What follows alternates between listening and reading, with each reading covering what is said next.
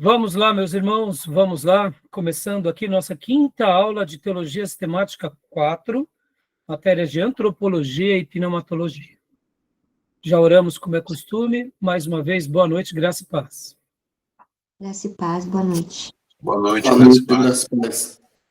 Boa noite, graça e paz. É com muita alegria que estamos tratando aqui sobre essa matéria de Antropologia. Éramos para ter concluído na quarta aula, ficou faltando ainda 2 capítulos do livro. Agora, nesse primeiro encontro da aula de hoje, que é a quinta aula, eu estarei concluindo os capítulos 24 e o 25 com vocês. E hoje, ainda hoje, estaremos iniciando a matéria de antropologia, ou melhor, de pneumatologia, que é a doutrina do Espírito Santo. E então vai ser muito bom, porque vamos daqui em diante, logo depois, né, da conclusão do capítulo 24 do nosso livro-texto, livro do Gruder, o capítulo 25, que se tratam, né, tanto sobre a doutrina do pecado, quanto a doutrina da aliança entre Deus e o homem, ou aliancismo. Logo depois desses 2 capítulos, nós vamos entrar para a matéria de pneumatologia, que é a doutrina do Espírito Santo. Estaremos também trabalhando no livro-texto e nos demais materiais que eu já passei para vocês. Tá bom? Então, meus irmãos, vamos lá, né? Vamos lá. E quero lembrar a todos que as nossas aulas são gravadas para que vocês possam estar utilizando esse material depois. Gravamos também porque essas aulas serão parte também do currículo dos irmãos que farão o curso em EAD, e também gravamos para abençoar o maior número de irmãos espalhados aí, onde quer que essas aulas cheguem. Tanto irmãos, obreiros, pastores, seminaristas, professores, e quem sabe, e espero em Deus que um dia ainda a gente ouça que vidas se converteram ao assistir essas aulas. Porque o nosso tema principal é Jesus Cristo e a sua palavra.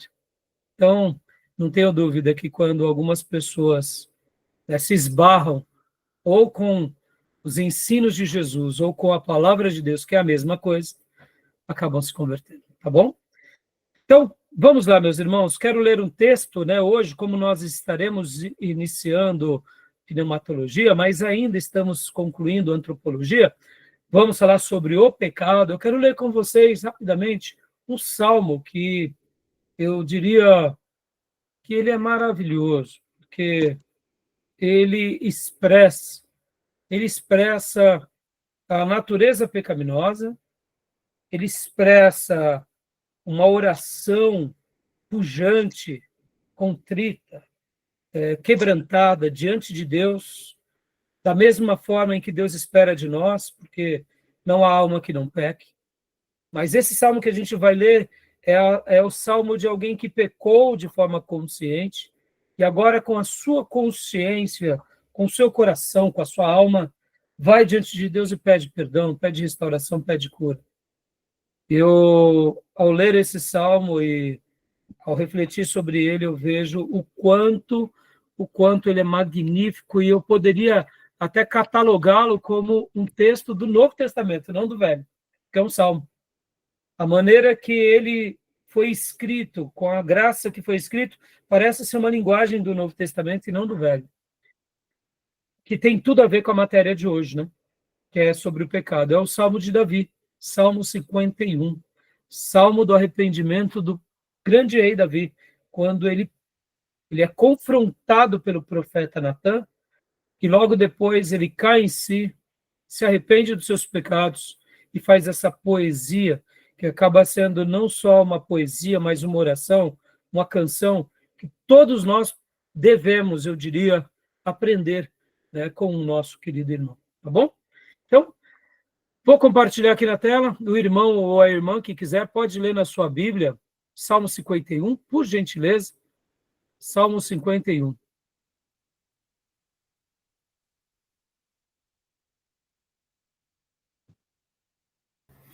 Eu vou ler então, pastor.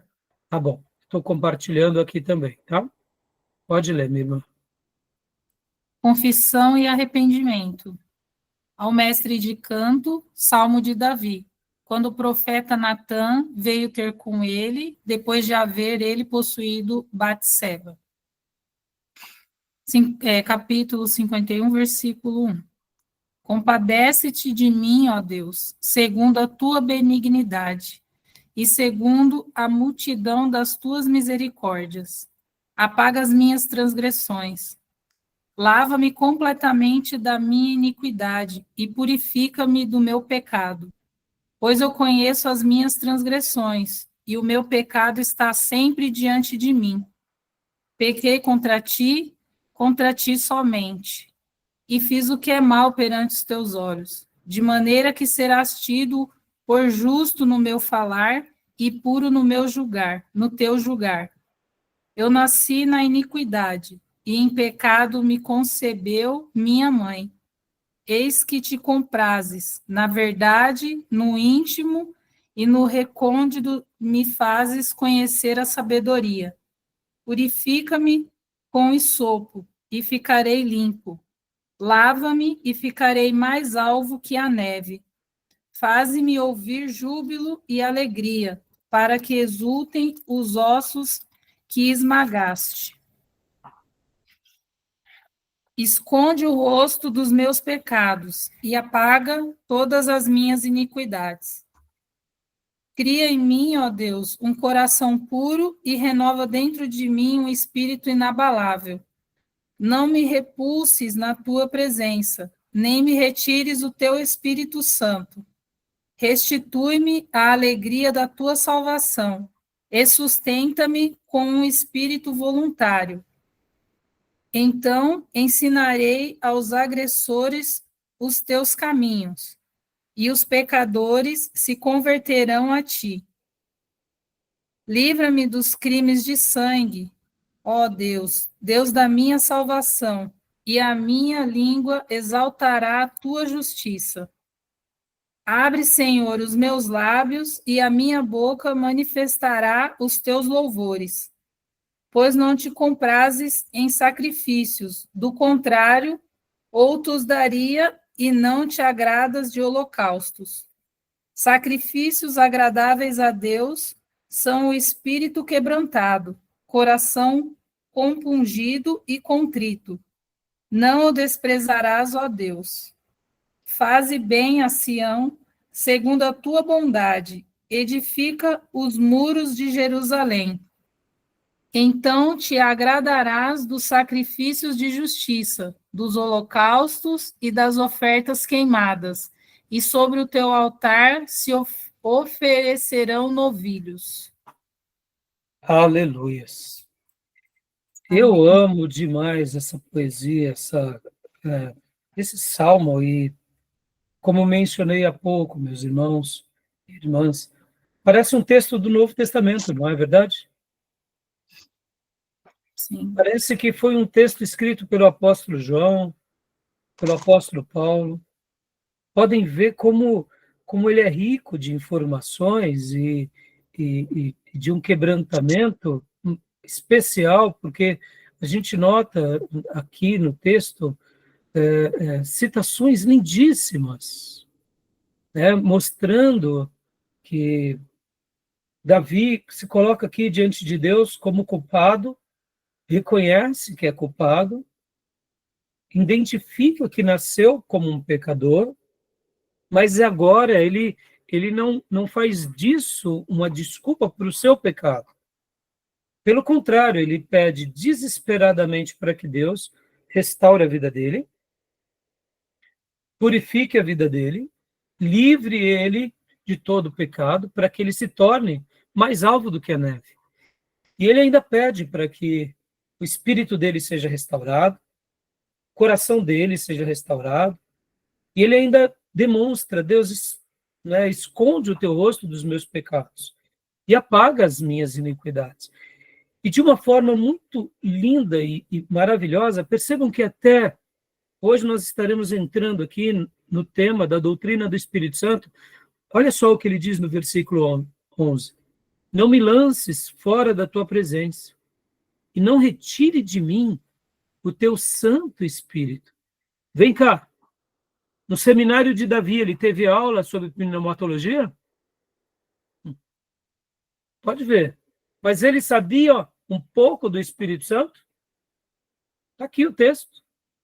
Pergunto, Jesus sabia o nome, ou melhor, Davi sabia o nome de Jesus? Não, mas ele sabia que ele mesmo, em outros salmos dele, declara, né, palavras ao Senhor, demonstrando, ele tinha uma clareza de que um dia o seu Redentor nasceria. E aqui, nesse salmo, a gente vê como ele trabalha essa relação muito íntima daquilo que nós, na Nova Aliança, entendemos e sabemos, que é o quê? Que o Espírito Santo faz morada em nós. Deixa eu te fazer mais uma pergunta. Você que é aluno da casa. Por acaso ele tinha João 14 ou João 16, que fala do Consolador? O Paracletos? Não. Isso que me apaixona nas Escrituras. Os filhos de Deus do passado, eles tinham uma experiência com Deus tão maravilhosa e uma entrega tão grande que eles também, de uma forma, eu diria, um pouco mais tateando no escuro, eles conseguiam tocar no Senhor. E esse salmo é uma declaração de tudo isso. E percebam que ele está na lei aqui. Mas notem que o que importa para ele é ser perdoado por Deus, ser restaurado na sua vida de obediência, porque como ele menciona aqui, Deus não está preocupado com sacrifícios humanos, ou seja, obras pelas obras, porque o que importa para Deus é a obediência. E aqui no versículo 16 e 17, ele demonstra isso. Principalmente o espírito quebrantado, uma vida realmente, né, ali esmiuçada pela humildade, pelo reconhecimento diante do Senhor. Aí sim tem sentido as obras, aí sim tem sentido tudo. Quero fazer uma pergunta a todos vocês. Davi conhecia sobre graça, irmãos? A mesma graça que nós conhecemos? A graça da nova aliança? E aí, o que vocês acham? Acho que não fazia nem ideia, pastor. Eu acho que sim, pastor. Eu A acho que graça, segundo a nossa perspectiva, não, Miriam. Não, sim. Ele conhecia a graça, mas não Deus, sabe que Deus era misericordioso, né? isso. Mas quando eu fiz a pergunta, Miriam, era segundo os critérios do quê? Da nova aliança. Perceba, nós somos o povo que nasce aonde? No aliancismo da graça. Pode ver que nós fomos sedimentados na grande aliança que o Senhor nos deixa. E na última e maior aliança. E que essa aliança também é a aliança da graça. Podem ver que o Novo Testamento vai mostrar que é o tempo dos gentios, ou como é chamado também na teologia, dispensação da graça. A graça é algo que a igreja desfruta abundantemente. Mas aí eu digo, a Miriam acertou, nesse sentido sim, viu, Miriam? Ele conhecia da graça. Ele conhecia. Não da graça como conhecemos. Mas é por isso que eu falo, esse salmo demonstra que Davi, ele tateava na graça de Deus ou não? Sim. Agora, por que eu estou falando isso? Vocês já devem ter ouvido falar que que muitos servos do Velho Testamento não tinham Espírito Santo. Já ouviram falar alguma coisa sobre isso? Que no Velho Testamento o Espírito Santo ainda não tinha sido derramado. Ou seja, as experiências que eles tinham com o Espírito Santo é diferente das experiências do Novo Testamento. Quem já ouviu falar sobre isso? Sim. Não é? eu já ouvi. Sim. E de fato, não... Pode falar, Júnior. Porque em todo o Antigo Testamento, a intervenção do Espírito Santo é muito particular. A gente vê muito em algumas figuras, profeta, pessoas muito próximas de Deus. Você não vê uma coisa generalizada em todo o povo. Até tinha, viu, Júnior, em alguns episódios, como foi lá no Êxodo, como foi também com Neemias, como foram em algumas ocasiões, mas não era uma coisa tão abundante quanto no Novo Testamento, né? E eu concordo com você.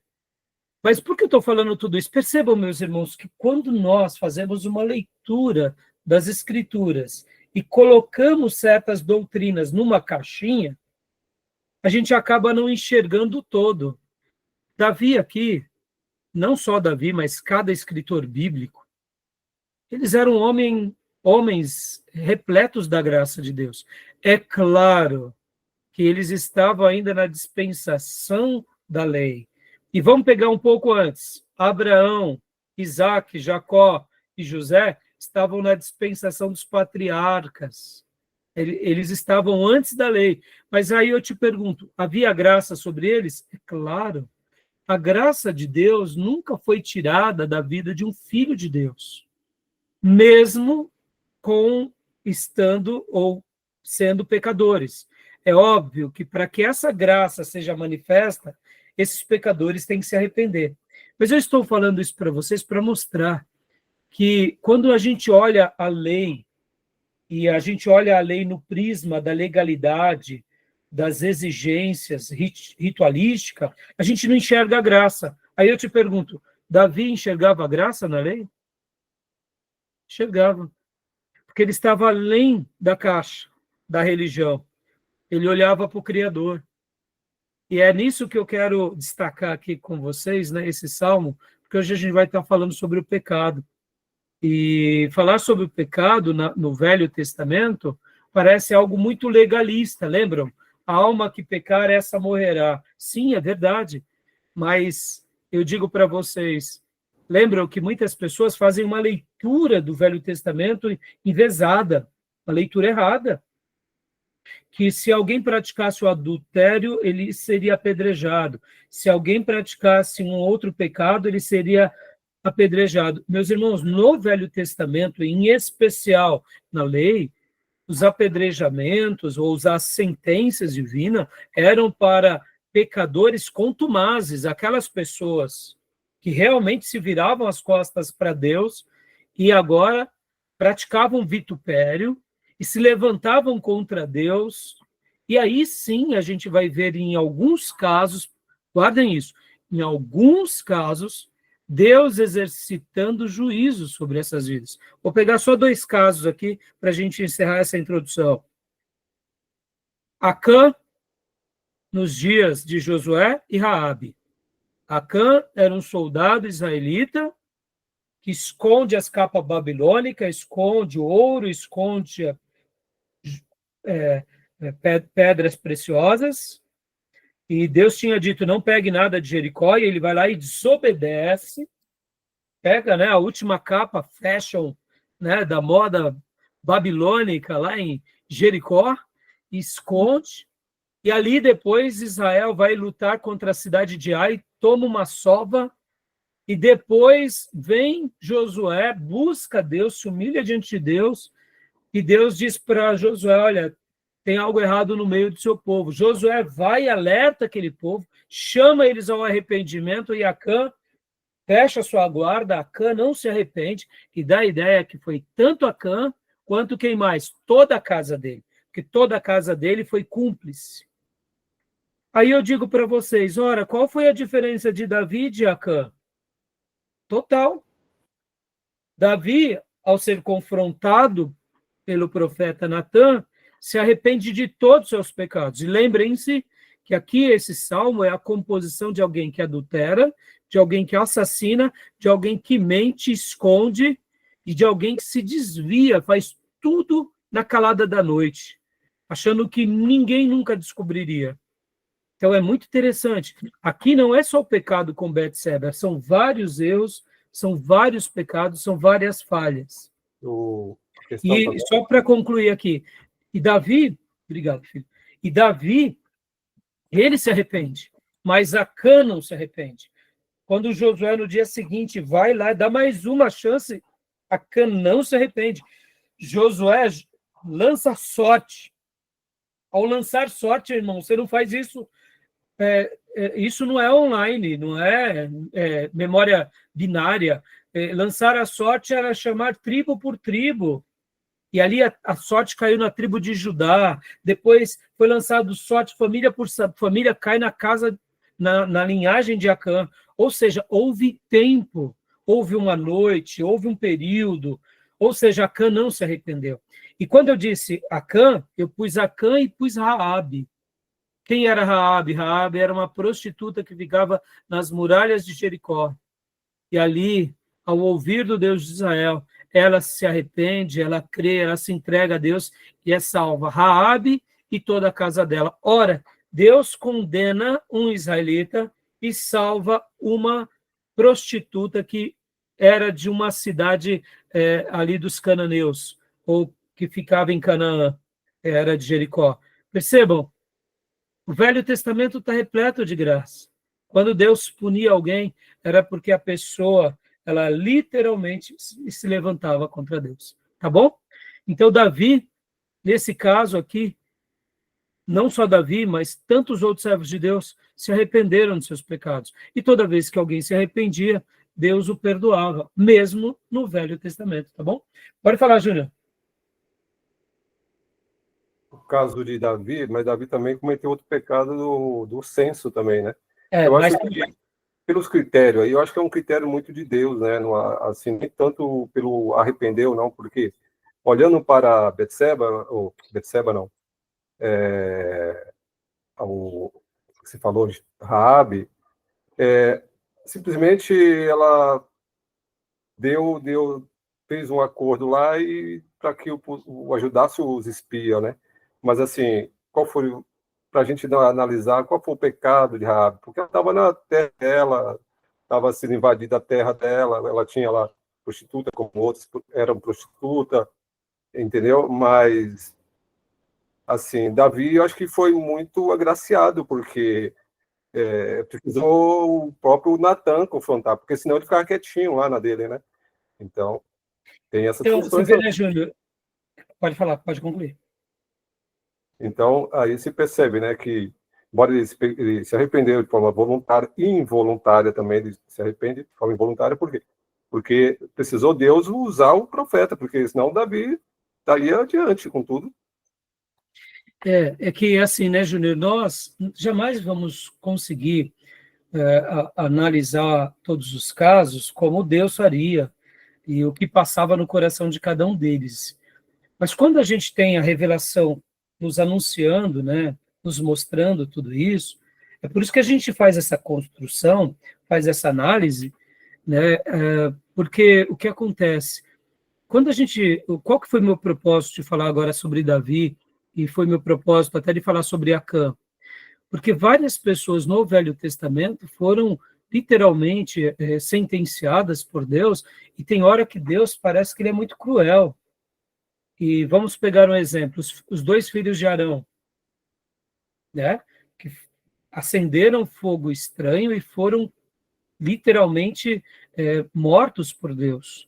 Vamos pegar os dois filhos também de Judá, quando ele casa-se com uma cananeia, que a Bíblia fala que Deus os mata. Vamos pegar agora o sumo sacerdote Eli e também os seus dois filhos. Ou seja, em todos os casos em que Deus sentencia, são pessoas que foram advertidas várias vezes por Deus, como é o caso de Eli, e não se arrependem. Então, perceba, o que eu quis fazer aqui com Davi?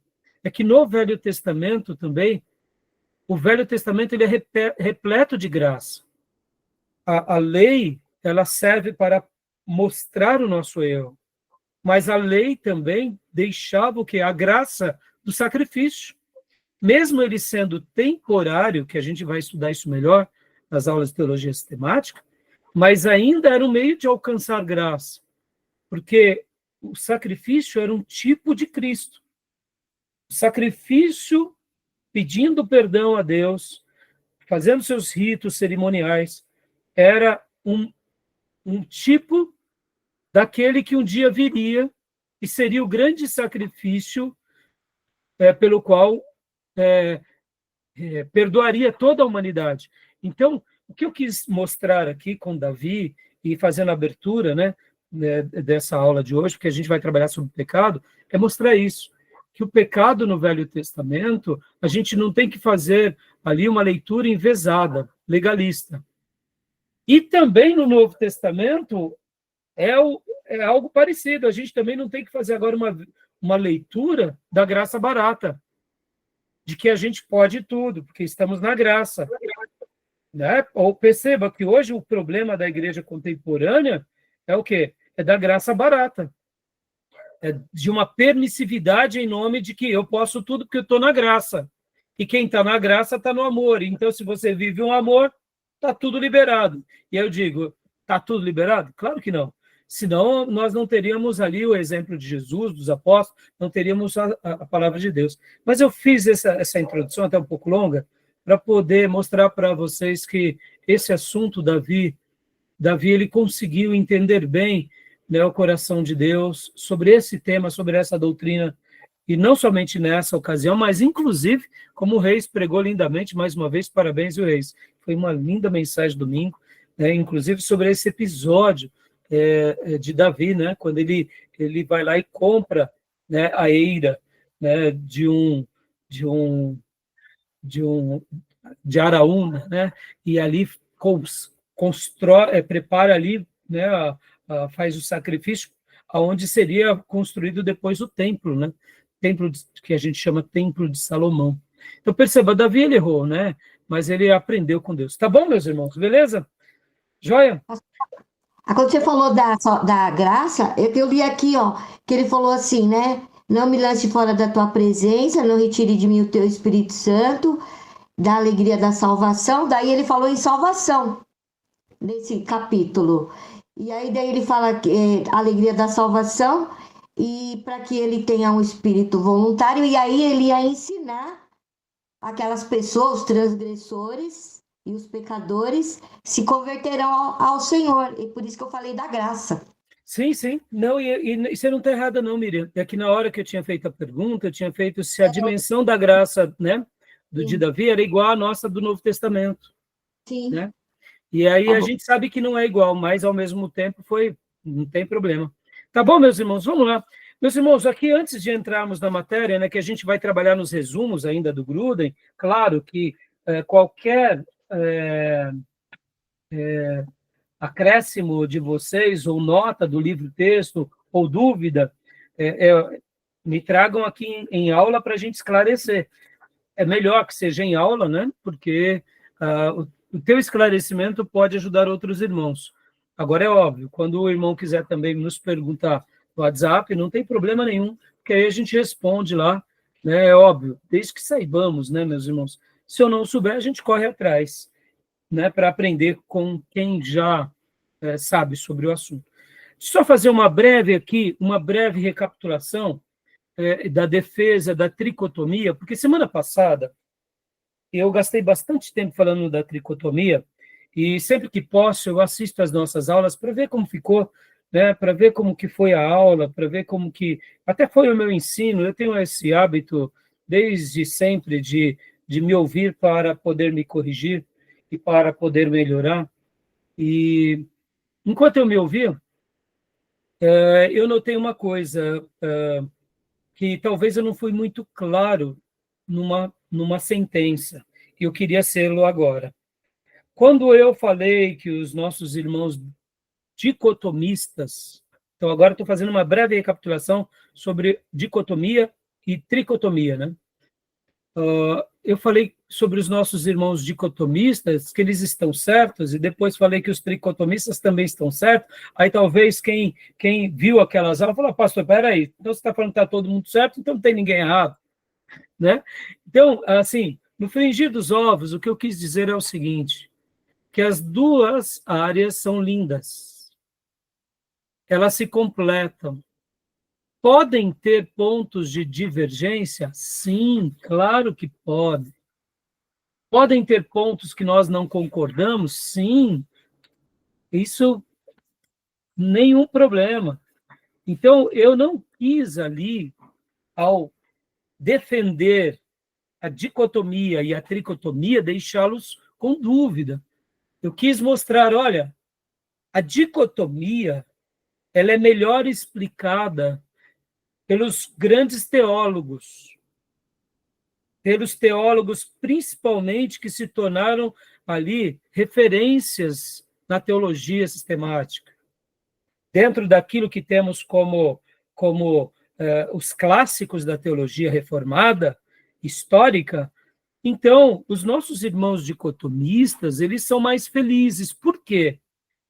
Porque diante da boa hermenêutica, que é da boa interpretação, realmente tem horas, e em muitos momentos, o espírito e a alma no texto bíblico são sinônimos. Então, quando nós falamos e quando nós lemos as obras dicotomistas, elas acabam sendo melhor explicadas. Então, eles estão certos. Ao mesmo tempo, quando eu defendi o lado tricotomista, eu não estou dizendo que o dicotomista é de todo errado. Pelo contrário, é aquilo que eu disse para vocês. Eu disse, o que eu quis dizer na última aula, que as duas linhas, elas se completam. E por isso que eu fiz a defesa sobre o tricotomista. Eu falei, bom, diante de tudo, eu sou tricotomista, mas admito que defender o lado tricotomista é muito mais complexo. Porque nós estamos entrando numa esfera e dividindo duas coisas que são espirituais, ou seja, são metafísicas, estão além da matéria, que é a alma e o espírito. Então, quando a gente entra nesse campo, se torna muito mais complexo. Logo, os nossos irmãos dicotomistas, eles têm uma explicação muito boa. E os nossos irmãos tricotomistas também têm uma explicação razoável. Mas, ao mesmo tempo, em algumas partes, nós não temos uma definição tão boa. Por quê? Porque dividir o indivisível é uma coisa que compete a Deus. Por isso que eu fiz a minha defesa, dei até as minhas explicações, mas eu queria dizer que, na minha opinião, elas se completam. No entanto, alguns pontos, quando os nossos irmãos dicotomistas vão negar o tricotomista, nem todos os pontos eu concordo. Por exemplo, que nem é o caso de 1 Tessalonicenses 5:23, quando Paulo fala, o mesmo Deus da paz vos santifique em tudo, ponto e vírgula, e o vosso espírito, vírgula, alma e corpo sejam conservados, íntegros e irrepreensíveis na vinda do nosso Senhor Jesus Cristo. Aqui Paulo pontua 3 coisas. Então, por que eu sou tricotomista? Porque o texto fala de 3 coisas. Me explica as 3 coisas. Aí onde eu falei da Trindade, lembram? Ora, eu creio na Trindade, mas eu não explico a Trindade. Então, eu faço das palavras que eu fiz semana passada, de uma forma mais clara, essa defesa. Tem vezes que eu, particularmente, meus irmãos, acredito numa doutrina ou no ensino sagrado pela fé. Mesmo que eu não consiga explicar totalmente, isso não invalida a minha fé, como eu disse sobre a doutrina da Trindade. Então, eu só estou fazendo esse comentário aqui com vocês agora para dar uma pontuada, porque talvez alguém que viu ou reviu a aula passada fale assim, pastor, o senhor está flertando com as duas? Eu estou dizendo o seguinte, não, meus irmãos, eu aprendo com todos eles. E, pelo contrário, os dicotomistas, a maneira em que eles explicam algumas coisas é muito lúcido. Agora, não é porque são muito lúcidos que, em algumas horas, eu também acho que, por exemplo, quando o próprio irmão Gruden ele refuta 1 Tessalonicenses 5:23, a maneira lá na página 394 que ele refuta, eu não concordo com ele, mas tudo bem. Ele não é um herético por isso. Né? Como ele defende a dicotomia, tem problema. Eu acho que quando ele tenta dizer que o espírito e a alma ali é uma coisa só, eu digo para ele, não é porque Paulo separou. Deixa eu só dizer mais uma coisa aqui para vocês, antes de dar mais uma explicação. Eu conversava com o doutor Ribeiro, pastor Ribeiro, certa ocasião, e ele falou uma frase para mim que nunca mais me esqueci, eu sempre digo aqui nas nossas aulas e na igreja. Ele falou assim para mim um dia, enquanto eu falava com ele, lá na nossa igreja, enquanto ele era membro lá da nossa igreja. eu falava assim, Zé, sobre predestinação e livre-arbítrio, ou responsabilidade pessoal e predestinação, tal. E aí ele usou uma expressão que para mim se tornou assim uma boa síntese de como nós devemos enxergar a Bíblia. Ele falou assim, pastor Rai, a gente tem que deixar a Bíblia falar. Eu falei, como assim, Ribeiro? Ele falou assim, a gente tem que deixar a Bíblia falar. O que o texto bíblico falar, está falado. Mais razão tem Deus do que nós. Nós, como seminaristas, como teólogos, gostamos de querer dizer o que o texto bíblico não diz, ou parafrasear o texto bíblico. Então, aqui, para mim, na doutrina da tricotomia, ela é endossada, na minha opinião, pelos poucos textos em que falam de 3 coisas. Pastor Rai, me explica. Não consigo te explicar. Como explica os dicotomistas. Mas o fato de eu não conseguir explicar não me invalida. Estão entendendo? Agora, eu, claro que tenho uma justificativa e tive uma defesa, mas eu estou usando isso para vocês, até para pontuar aqui, para a gente fechar, tá bom? E quero dar uma última comparação aqui para vocês. Olha só. Quando a Bíblia fala de anjo, eu pergunto, como são os anjos? Que tipo eles são? Que forma eles são? Qual é a aparência? Como pode um anjo comer comida? Aí eu te pergunto, vamos lá, dá para a gente falar muito sobre anjo?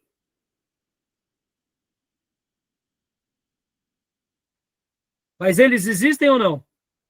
Deixa eu melhorar. E os 24 anciãos? E os 4 seres viventes que Apocalipse fala? Que tem olhos, asas, Vamos lá. Eles existem ou não? E os 12 espíritos. Os 12 espíritos de Deus que estão lá em Apocalipse. Então, bom, eu não me recordo agora, mas 12, Tomé? Não sei se é 12, mas são, acho que é 7, né? 7 eu acho que são 7, Então, né? Eu acho que é 7. Mas então, percebam, vamos falar um pouco dos anjos. Meus irmãos, o que a gente sabe dos anjos? A gente sabe dos anjos o que a Bíblia falou. E aí, eles têm cabelinho loirinho, todo encaracoladinho, asinha, né? Tocam arpinha, mas uns têm 6 asas, outros têm 2 asas. Me entenda. Aí eu te digo, me explica os seres angelicais. Tá, então vamos melhorar um pouco mais ainda. Vamos falar de Lúcifer. Vamos falar dos demônios, que são os anjos caídos, e o príncipe das trevas. Vamos falar dos príncipes caídos que estão acorrentados por juízo. O que a gente sabe deles? A gente sabe o que o texto bíblico falou. O que mais? Mais nada. Mas eu te pergunto, me explica eles. Aí a gente vai explicar o que o texto bíblico revelou. Que conhecendo sobre a área da angiologia, existe anjo, arcanjo, querubim, serafim, seres viventes, anciãos. E dentro dessa categoria divina, existe mais? Não sei. Se existe, Deus não revelou. Dentro dessa categoria, um desses anjos que deduzimos ser um serafins ou um querubim, aliás, ele se rebela contra Deus e leva muitos outros anjos, de várias categorias com eles, que são os demônios. Ou seja, eu te falo, me explica, me dê a forma, como eles podem comer, como eles podem passar parede, como eles podem falar com pessoas, como eles podem trazer cura. Meus irmãos, não sei. Aí eu te pergunto, o fato de não sabermos explicar invalida? Não. Estão entendendo o que eu quero dizer? Existem seres angelicais, ponto passivo. Eu creio nisso. Pelo menos é o que a Bíblia cita. Então, eu estou usando essas comparações para mostrar que quando a gente fala, certas vezes, de certas doutrinas, são artifícios de fé. E na semana passada, quando eu falei sobre as experiências, notem, eu falei sobre experiência, mas a experiência de expulsar um demônio não é simplesmente uma experiência. Você não tem como não ter uma experiência. Você teve uma experiência, mas o principal não é a experiência. O principal é o quê? É a doutrina. Então, perceba que... E para eu fechar agora, eu até escrevi aqui um texto e eu quero até ler esse texto para vocês. Ó. Quando falamos em algo sobrenatural, como um milagre, ou uma atuação divina entre nós, isso ocorre na esfera da espiritualidade. Um anjo que vai até um servo de Deus, como foi com Abraão, ou o próprio Senhor, um anjo, ou como foi a Maria, ou como foi a Daniel, tanto no caso de Gabriel ou Miguel, ou como foi com Pedro, livrando ele da prisão, ou como foi com João no Apocalipse, que o leva de um lugar para outro, fala com ele. Tudo isso se dá na esfera sobrenatural, ou seja, no mundo espiritual.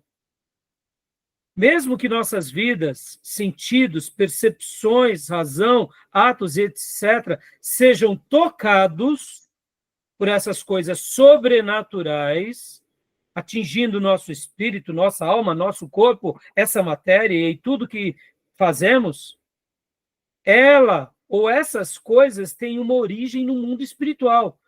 E assim, eu concluo dizendo que tudo nasce no espírito e depois vem a matéria, a criação, o cosmos, o universo, as percepções sensoriais e etc.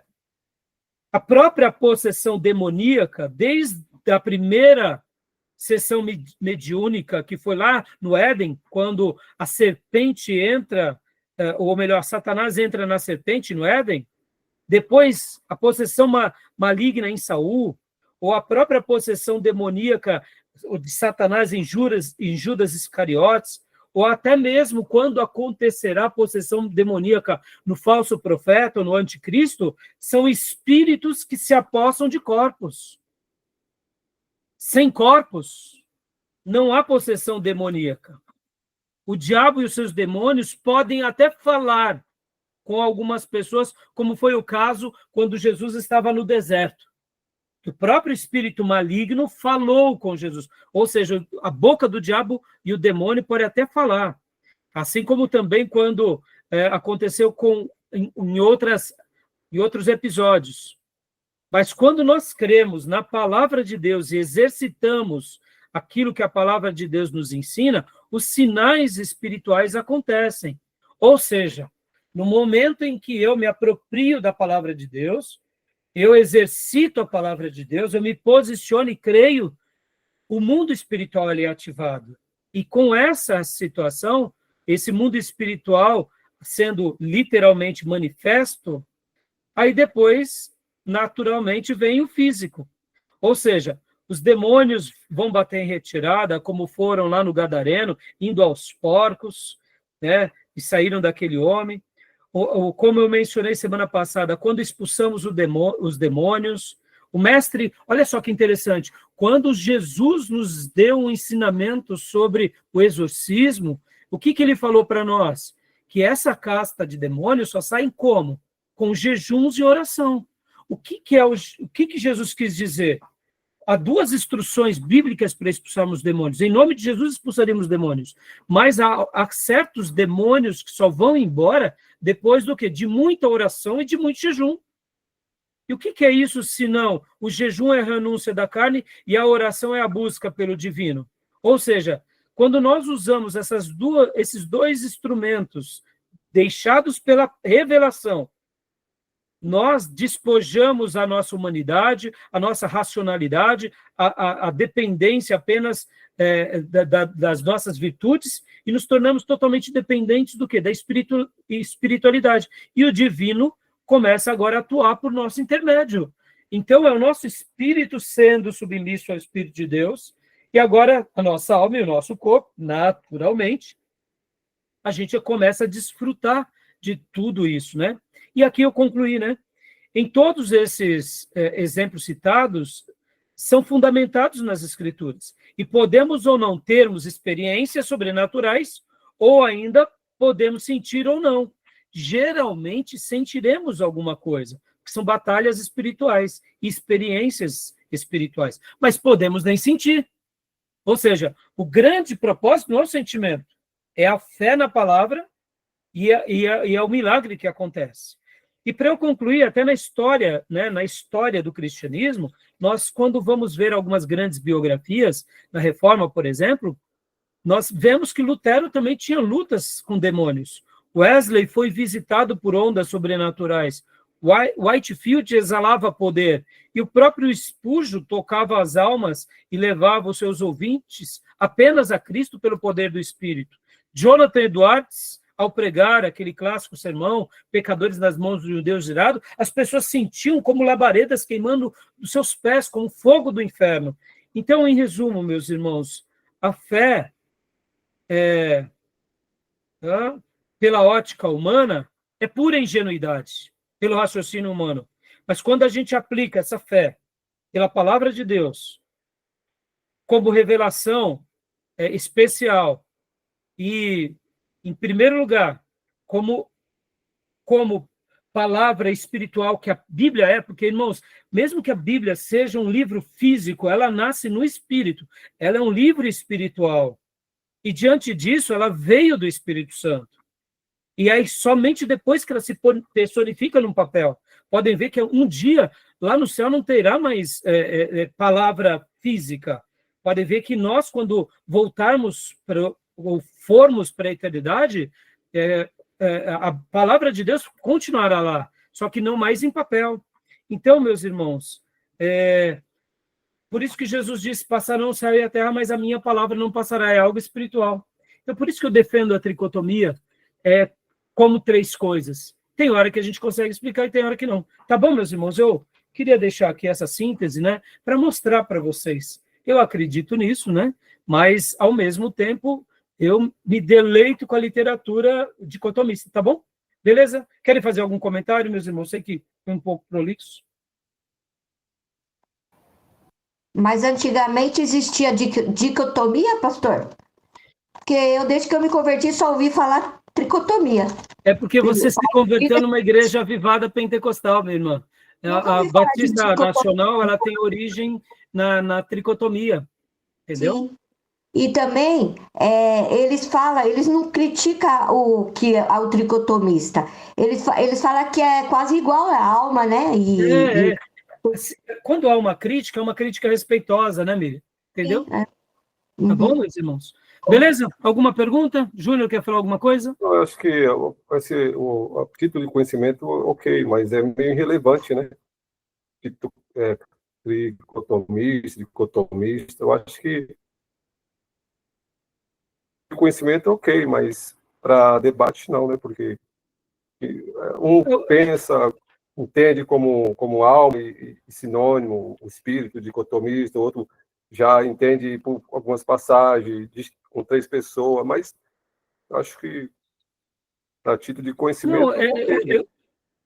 Não, sim, eu quis falar, sabe, Júnior, porque para mostrar que, principalmente, na última aula, eu acabei falando bastante, parecia que eu estava flertando com as duas linhas, e não é isso, é como eu disse e repito, elas se completam, elas se embelezam. É claro que alguns pontos vão ser antagônicos, né?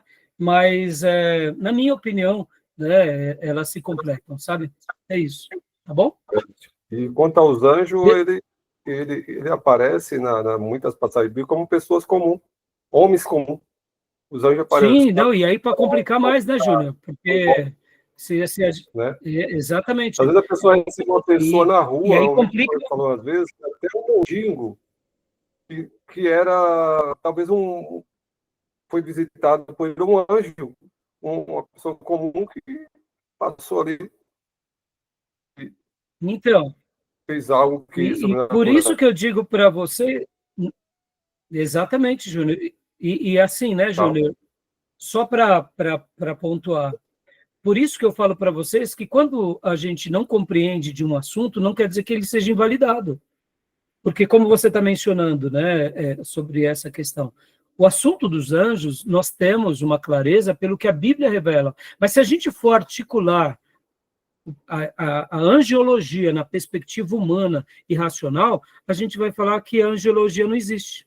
E não é verdade. Ela existe. Não é verdade? Ela existe. Porque o texto sagrado aponta.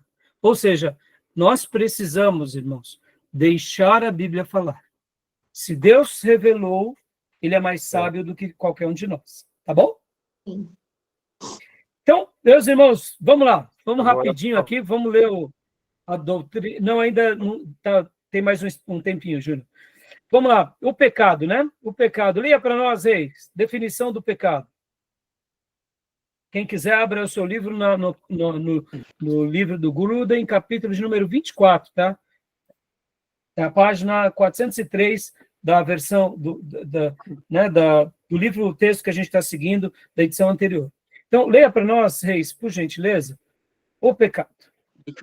Definição de pecado. Podemos partir da seguinte definição. Pecado é deixar de se conformar à lei moral de Deus, seja em atos, seja em atitude, seja em natureza. O pecado é aqui definido em relação a Deus e sua lei moral. Inclui não só atos individuais, como roubar, mentir ou cometer homicídio, mas também atitudes contrárias àquilo que Deus exige de nós. Percebemos isso já nos 10 mandamentos, que não só proíbem ações pecaminosas, mas também atitudes errôneas. Não cobiçarás a casa do teu próximo. Não cobiçarás a mulher do teu próximo, nem o seu servo, nem a sua serva, nem o seu boi, nem o seu jumento, nem coisa alguma que pertença ao teu próximo. Êxodo 20, 17. Aqui Deus especifica que o desejo de roubar ou cometer adultério é também pecado aos olhos dele. Obrigado, Reis. Na aula passada eu mencionei bastante, inclusive, falei sobre pecado de comissão, de omissão. Então a gente vai seguir aqui a nossa leitura, tá bom? Alguma dúvida sobre essa definição, meus irmãos? Algum comentário gostariam de fazer? Comentei também na aula passada, né, sobre a origem do pecado, né? Lembram disso? Falei que a origem do pecado ela é espiritual e depois ela vem para o campo e para a esfera terrena, né? Continua lendo para nós aí, por gentileza. A origem do pecado. De onde veio o pecado? Como ele penetrou no universo? Primeiro, precisamos afirmar claramente que Deus não pecou e não deve ser culpado pelo pecado. Foi o homem quem pecou, os anjos quem pecaram. E nos dois casos, o fizeram por escolha intencional e voluntária. Culpar a Deus pelo pecado seria blasfemar contra o caráter de Deus. Suas obras são perfeitas, porque todos os seus caminhos são juízo. Deus é fidelidade e não há nele injustiça. É justo e reto. Deuteronômio 32, 4. Abraão pergunta com vontade e força nas palavras: não fará justiça o juiz de toda a terra? Gênesis 18, 25. E Eliú diz com justiça: longe de Deus o praticar ele a perversidade e do Todo-Poderoso cometer injustiça. Jó 34, 10. De fato, para Deus é impossível sequer desejar a injustiça. Deus não pode ser tentado pelo mal e ele mesmo a ninguém tenta. Tiago 1, 13. Joia, meus irmãos. Esse é um ponto bem curioso, bem importante.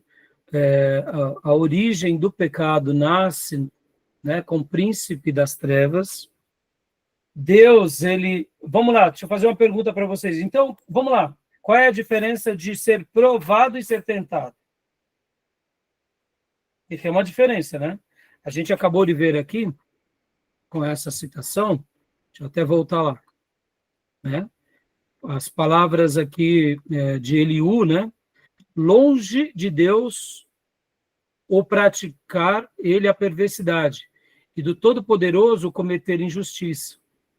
Porque a origem do pecado, ela vem, em primeiro lugar, né? Ela nasce no coração de Satanás. Mas a gente tem que tomar muito cuidado, porque como Deus é o criador de todas as coisas, se a gente não tomar cuidado em alguns entendimentos, em algumas frases, parece que a culpa do pecado é de Deus, entendeu? E a gente tem que lembrar, como diz Deuteronômio 32, 4, suas obras são perfeitas, porque todos os seus caminhos são juízo. Deus é fidelidade e não há nele injustiça, é justo e reto, né?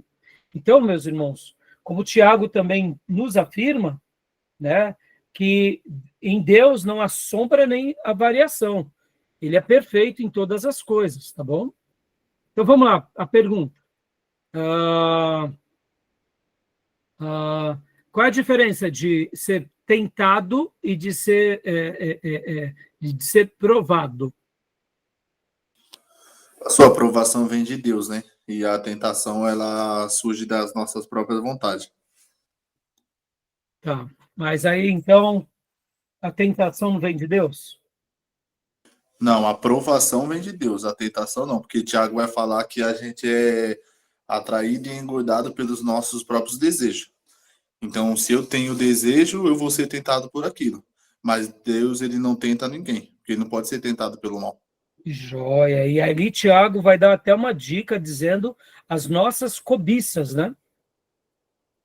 E aí depois o apóstolo João também vai dizer a concupiscência, ou seja, o desejo, a inclinação. Logo, a nossa própria natureza abre a possibilidade para a tentação. Mas vamos lá. Espiritualmente, há alguém que nos tente? Porque, bom, aqui a gente está falando da nossa própria inclinação, da nossa própria natureza. Mas será que tem alguém que já nos empurra para o abismo também, nessa questão ou não? Sim. Eu acho que a aprovação vem de Deus e a tentação vem de Satanás. Então, aí onde entra esse equilíbrio. Vem dele, mas também vem da gente. Ou seja, é uma natureza caída que já pende para o abismo. A gente já gosta de olhar lá na ponta do abismo. E aí já veio o tinhoso, né? Só empurra, pronto. Porque, aí vou dizer, hein? Tem vezes que a gente não quer estar no abismo, ele começa, olha que buraco bonito. Né? Ou seja, percebam, são duas coisas que trabalham aqui o tempo todo, né? Ele tentando, e ora a nossa natureza, como o próprio Diego falou há pouco, a nossa natureza que cobiça, ela se inclina, ela se desperta. Então, percebam, a tentação tem uma origem em Satanás e também tem outra origem que é na nossa natureza, não em Deus. Porque a tentação é algo negativo, é algo de trevas. E na pessoa de Deus só exala luz, bondade, virtude. E quanto Deus precisa de exercitar a sua justiça ou ainda a sua ira, não é um ato de erro, mas é um ato pelo qual ele está exercitando ali o seu papel de justo juiz, por atos que cometemos ou que outros cometeram. Então, Deus, ao ser o juiz supremo e ao nos julgar, ele não está desfigurando a sua natureza, está sendo, deve ter até um termo na jurisprudência, né, Júnior? Ele está agindo com equidade, né? Ou seja, o peso da balança é preciso, né? Ele não tem uma balança que não seja com equidade, né? Justiça, né? Daí onde deriva a justiça, né, Júnior? Justiça. Né? A questão Então, da tentação, eu vejo assim, que a tentação ela tem origem na nossa natureza. Quando Satanás nos leva, nos tenta. E a aprovação é quando Deus nos prova para a gente nosso crescimento, amadurecimento. Como ele fez com Abraão lá, com Isaac. Exato. E assim, irmãos, por isso que eu estou fazendo essa pergunta, parecem frases muito óbvias, mas não, tem pessoas que muitas vezes estão falando, porque Deus me tentou. Não. E aqui, a origem ainda não é nem humana, viu, irmãos? A gente tem que lembrar que a origem é espiritual. Quem erra primeiro, o ser humano ou Satanás? Satanás. E quem leva o ser humano a errar? É Satanás. Então, percebam que é uma natureza que foi influenciada pelas trevas. Mas sim, não tiramos a nossa culpa, né? Então, é a nossa natureza que ela se inclina à tentação, sim, mas houve um dia uma sugestão maligna em que nós voluntariamente aceitamos, na figura de Adão, né? Nos representando. E é claro que a gente replica isso o tempo todo, tá, irmãos? Até mesmo eu aqui não tem ninguém que não seja tentado e que não muitas vezes não caia, né? Tá bom? Diga, Diego. Pastor, eu tenho uma pergunta. No caso, Pois não. tipo, como você falou, é parte satânica e parte da nossa natureza. Só que você pode afirmar, a gente pode afirmar que tem os dois, no caso a tentação, a vontade humana e a espera de Satanás por fazer a gente pecar, anda em conjunto ou tem alguma coisa a mais? Tipo, a tentação ela vem mais por conta dos desejos ou vem mais por conta de Satanás? Porque 1 Pedro, no capítulo 5, verso 8 e 9, ele vai falar para a gente estar alerta, né? Estejam alertas e vigiem. O diabo, o inimigo de vocês, anda em derredor, como leão, rugindo, procurando a quem possa devorar. Então, significa, ele está ao derredor. Se ele tivesse autoridade, ou se ele pudesse, ele atacaria a gente, porque o intuito dele é fazer a gente sair da bênção. Mas, então, por que ele anda ao derredor? E aí ele fala lá, ele continua falando, Pedro, resistam-lhe, permanecendo firmes na fé, sabendo que os irmãos que vocês têm em todo o mundo estão passando pelos mesmos sofrimentos. Então, tem como a gente falar, não, a tentação ela é mais por conta da vontade ou mais por conta da tentação demoníaca, ou é tudo o conjunto dos dois? Então, aí, assim, resumindo, né, a gente vai continuar trabalhando aqui, Diego. Pode ver aqui que logo no próximo ponto, né, vou só desativar o seu áudio aqui para não ficar dando microfonia. A gente vai falar sobre o pecado herdado, né? A culpa herdada. Ou seja, a raça herdou o pecado. E aqui, meus irmãos, não é pecados, é a natureza pecaminosa. Então, guardem isso. São as duas coisas, isso, a origem. As duas coisas, elas vão trabalhar, eu diria, Diego, em sincronia. A nossa natureza que pende e o maligno que empurra, entendeu? É por essa razão, olha que curioso, Diego, só para a gente encerrar esse bloco e para, né, vai ter jeito, irmãos. A gente vai ter que continuar no próximo bloco mesmo. Mas vamos lá, olha só que interessante. Quando uma pessoa nasce de novo, ela nasce do quê? Ela nasce do espírito, né? Vamos lá. Isso é dicotomia ou isso é tricotomia? Vocês estão entendendo, meus irmãos? Porque eu sou um tricotomista. O texto sagrado fala, mas é a alma. Tudo bem, não tem problema.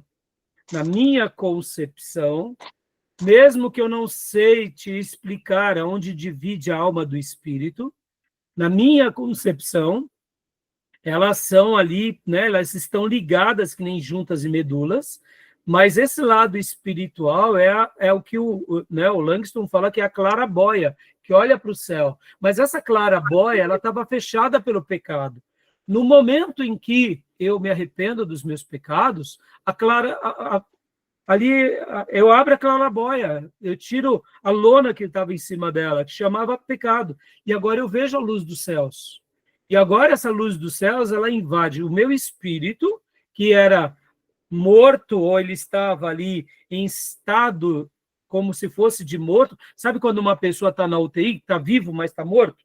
Né? Ele está ali, está vivo, está ligado em aparelhos. Eu diria que espiritualmente o ser humano o que não se converteu, ele é um espírito. Ele é um espírito, mas está morto. É um morto vivo, está nos aparelhos da graça. Mas no momento em que ele nasce de novo, ou seja, a película do pecado é quebrada, a claraboia agora ela começa a emanar luz, e aquele espírito nasce para Deus. Agora, olha só que curioso, esse espírito nasce para Deus, essa alma que tinha percepções apenas de uma ideia de Deus, agora ela desfruta, esse corpo passa a desfrutar toda a nossa vida. E aí onde entra, Diego, a ideia do Novo Testamento, porque assim como a natureza humana ela é caída e temos o diabo, agora quando a gente nasce de novo, agora é um novo nascimento, ou seja, é uma nova natureza. E agora nós temos o quê? Se na velha natureza nós tínhamos o diabo como aquele que nos empurrava para o abismo, agora na nova natureza nós temos todo o poder divino que nos auxilia e nos ajuda a viver uma vida vencendo todas as coisas. Por isso que na nova no novo nascimento, agora nós temos quem? O Espírito Santo vivendo em nós e nos auxiliando. Então, percebam que na vida humana sem Deus, ela se torna praticamente impossível de vencer. E de fato, é isso mesmo. Ninguém consegue vencer a sua natureza caída na força do seu braço. Mas agora, com o auxílio divino, e é pelo poder de Deus, e é pela graça de Deus, a gente começa. E a nossa natureza humana começa a ser mudada. Por quê? Por causa do próprio auxílio do Espírito Santo, no nosso espírito, nos ajudando e nos impelindo ao quê? A uma nova vida. Por isso que pecados são estancados, práticas são mudadas, gostos, pensamentos, um estilo de vida. Percebam, irmãos, que tanto no Velho Testamento, lá nos dias de Abraão, na lei, e aqui na igreja, na graça, o novo nascimento acontece em todo mundo que se rende a Deus. Ou seja, é uma vida agora disponível a Deus. Por essa razão, que agora o próprio Deus ajuda-nos a vencer a nossa natureza e a vencer esse mundo caído. Então, Diego, assim como uma pessoa na força do seu braço, ela não consegue ser liberta do pecado e nem do diabo, com o auxílio de Deus ela vence. Agora, percebam, ainda mantemos no corpo? Mantemos. Por isso que a gente precisa se encher do Espírito Santo e continuar desenvolvendo a nossa salvação. Por isso que a matéria de pneumatologia, que vai começar, se Deus permitir ainda hoje, se der tempo, a gente vai compreender de forma mais clara como essa atuação do Espírito Santo de Deus na nova aliança é espetacular. E a gente vai entender também, inclusive, a atuação do Espírito de Deus no Velho Testamento. Ou seja, é maravilhoso, entendeu? Por isso que então, voltando, quem tenta é o diabo. Deus nos prova, há uma grande diferença. Mas aí, né, a questão aí, ela se pauta na questão da origem. A origem do pecado que entrou no homem, o velho homem. Exato. O que acontece? Aí o que o Diego falou, o conceito aí está relacionado à parte interna, porque a tentação não da origem, porque a da origem todo homem se tornou pecador. Mas a gente, porque Paulo falou que existe uma luta entre o espírito e a carne. Paulo fala lá em Gálatas, o espírito e a carne, e Romanos também. Então, o interno é da nossa natureza, o velho homem que quer tomar conta. E a externa é o que Satanás... Sim, sim. Fala que ele fala que Pedro está de redor. Você falou isso, para Pedro que o diabo precisa andar. Por quê? Porque é externo. Que o pode ir andar na sua cabeça, não pode fazer nenhum. A ideia é da tentação e ela se tomar conta. Exatamente. É sugestivo, né? Por isso que, assim, obrigado, Júnior, é óbvio, né, que o que eu quis mencionar era mais ou menos sobre essa questão da origem. Então, assim, a tentação, ela tem uma origem, sim, na nossa carne caída, e ela tem uma origem, simultaneamente, também nas trevas, em toda obra maligna, né? Pode ver, aonde o diabo atua, ou seja, espiritualmente, ou com os demônios, ou nesse mundo caído. Ou seja, essas duas coisas vão trabalhar em sincronia, né? E até a força desse mundo caído, que também está ali ligado às inclinações da nossa natureza. Então, essa origem é da tentação, né? Mas, assim, a gente não pode só atribuir ao diabo, porque muitas vezes a gente omite, né? Eu caí por causa do diabo. Não, você caiu por causa da sua carne, da sua escolha. Ou seja, vamos dizer... e deixa eu parafrasear aqui para a gente fechar, irmãos. Assim, lembram que no Apocalipse, e aí onde entra, né, um assunto bem polêmico, mas quando a Bíblia fala do período chamado de milênio, lembram daquela citação do milênio? Lá no milênio, a Bíblia fala que Satanás será preso durante 1000 anos, lembram disso ou não? Uhum. Sim. Então, o texto bíblico, aí, ó, guardem a frase do Ribeiro, tá? Deixem a Bíblia falar. Meus irmãos, é assim, eu acredito nisso. A Bíblia fala que no milênio, Satanás vai ficar preso durante 1000 dias. Pastor Raio, o que representa 1000 dias? Não sei se é um período de tempo, se são 1000 anos literal. Eu, particularmente, deixo ela falar. Para mim, são 1000 dias, 1000 anos. Né? 1000 anos, né? equivale a essa nossa contagem. Bom, mas é Apocalipse. Tá, deixa ela falar. O que a Bíblia fala ali? Que naquele período em que Satanás estivesse amarrado com seus demônios, a própria natureza humana, ela não sofreria tanto. Aí responde a sua pergunta, Diego. Segundo aquele texto, haverá uma pacificação no mundo. Mas pastor, por quê? Porque o próprio arqui-inimigo, ele está preso. Pastor, o senhor está usando um texto repleto de figuras de linguagem para fazer uma interpretação. Irmãos, voltando, deixa a Bíblia falar. Apocalipse, ele tem muitas metáforas, figuras de linguagem, figuras de retórica, tropos, tem tudo isso, eu sei, eu admito. Muita coisa nós não entendemos, muitas coisas está ali no texto e que, de fato, na minha opinião, é literal. E, para mim, me entenda, essa é uma leitura que eu tenho como literal. No momento em que Satanás é amarrado, as pessoas no planeta vivem melhor.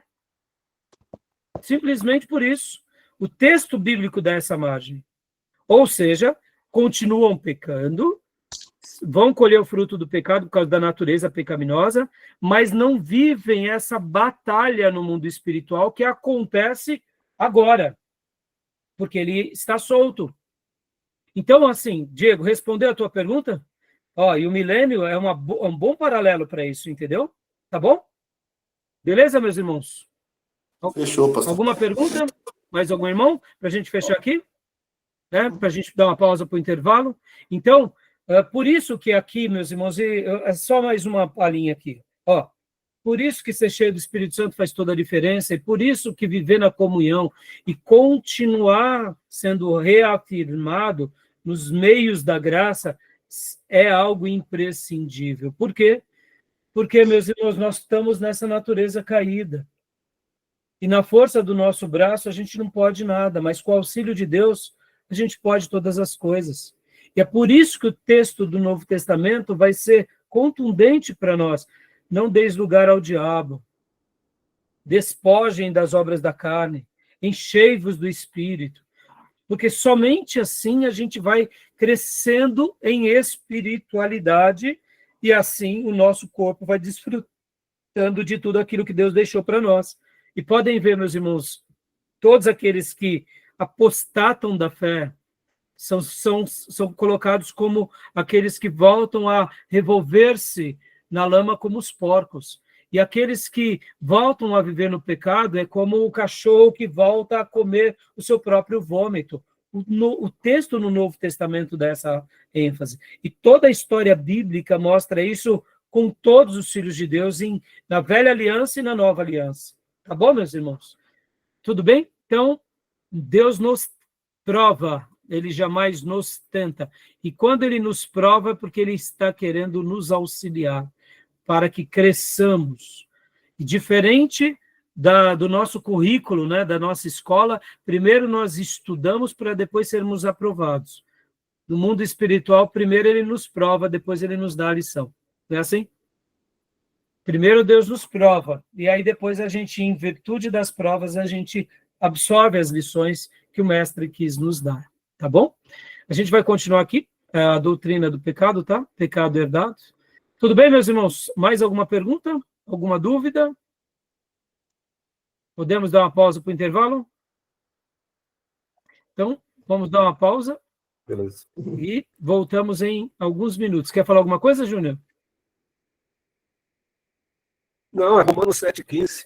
Paulo diz: o que eu quero fazer, não faço, mas o que eu não quero fazer, isso faço. Exato. E agora, Aí, e só que a gente tem que lembrar, né, Júnior? Desculpa, pode concluir? Não, é só essa crise, né, Paulo, falando que a gente sofre, né? Sim, sim. E aqui, mas ao mesmo tempo, né, Júnior, nós devemos lembrar que Paulo, ele faz essa citação e aí ele dá a resposta. Quem é a resposta? É Cristo. Quem é a resposta? É a fé. Quem é a resposta? É o auxílio divino, é o Espírito Santo. Ou seja, nós estamos nessa natureza caída, mas não nos rendemos a ela. Por quê? Porque Cristo nos remiu, Cristo nos ajudou, Deus já deixou e eu gosto muito de uma frase que eu aprendi com o pastor americano: há tanto Deus, Pai, Filho e Espírito Santo, ele já preparou todo o caminho para todas as nossas vitórias, nos deu a palavra, nos deu as promessas, concede-nos auxílios divinos, os anjos, temos a igreja, ou seja, temos todos os instrumentos para vencer. Só não vencemos se não obedecemos. Não é verdade? Então, a nossa natureza é essa, mas a solução para tudo já foi nos dada, né? Porque nós não podemos pegar esse texto e fazer dele uma desculpa, né? Para as nossas mazelas, como muitos fazem, né, Júnior e irmãos? Porque Não, muitos sim, se agarram mas nesse texto e falam assim, não, é a natureza, não tem jeito, e a gente, né, a gente é pó mesmo, e aí a gente está inferiorizando o quê? As doutrinas que Deus nos deu e inferiorizando a obra da expiação, né? assim, tal, mas aí é um diagnóstico que Paulo mostra. Sim, sim, não tenho dúvida. E A dizer, gente, né, que a gente não vai errar também é uma inverdade, né? Dizer que não, eu nunca mais vou errar, não. Nós não precisamos ir para esse caminho. Mas nós podemos dizer o entendeu? seguinte, olha, A toda vez gente que eu... desejo. Oi? Está falhando um pouco, Júnior. Pode falar de novo, Júnior, que falhou as suas palavras. Ah, tá, não, que o Paulo, ele traz um diagnóstico ali, né? Porque João fala assim, se dizendo no pecado, mentimos, né? Enganamos a nós Sim, mesmos. e como o João também disse, né, Júnior? Como o próprio apóstolo João também fala, se dissemos que não pecamos, que não temos pecado, já estamos pecando, né?